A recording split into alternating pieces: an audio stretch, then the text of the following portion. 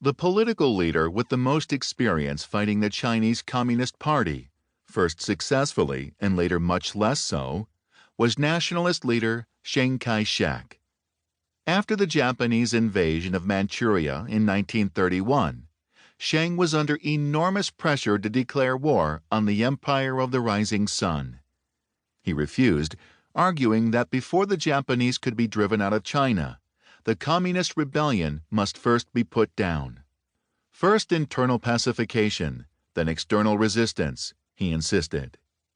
Even when the Japanese launched a major offensive in Shanghai in 1932, he threw his best divisions into the fray, but in the end refused to be drawn into an all-out conflict.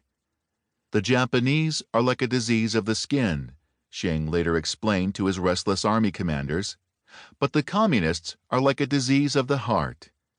By this he meant that the Japanese, with their powerful navy, could seize China's coastal cities almost at will, but they simply didn't have the manpower or resources to take and hold the vast and heavily populated interior of China over time.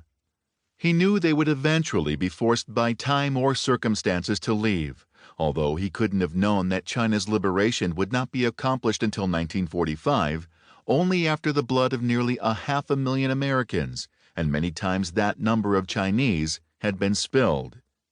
The Communists, on the other hand, already controlled vast stretches of the Chinese heartland, and Chiang was familiar enough with their fanaticism to know that, unless their Red armies were completely annihilated, they would continue to struggle until they were victorious.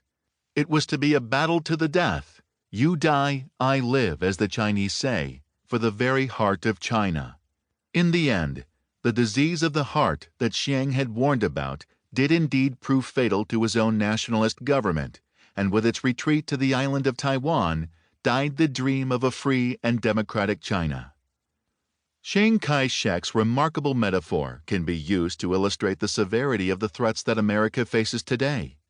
There are, as it turns out, a range of dangers that qualify as diseases of the skin. The radical Islamists clearly fall into this category. They will indeed fight to the death, but with their failing caliphates and their limited appeal even within the Muslim world itself, it is they who will die.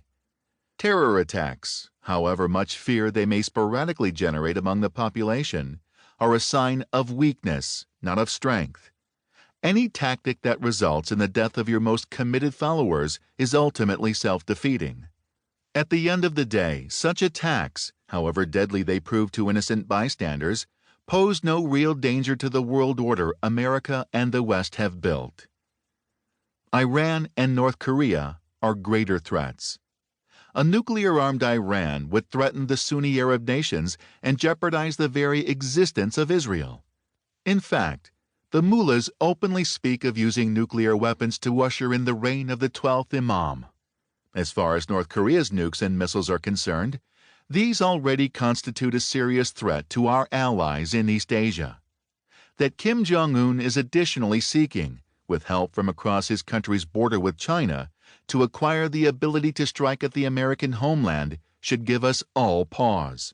But it would be a mistake to write off the madman of Pyongyang as criminally insane, since he may be banking on his new weapons systems to intimidate the United States and its allies into trying to buy him off again, a ploy that his father successfully used against both the Clinton and Bush II administrations. Neither country, however, constitutes an existential threat to the continued existence of the Republic. Both are clearly diseases of the skin. Both are able to inflict serious injury on their near neighbors, to be sure, but not to the world as currently constituted.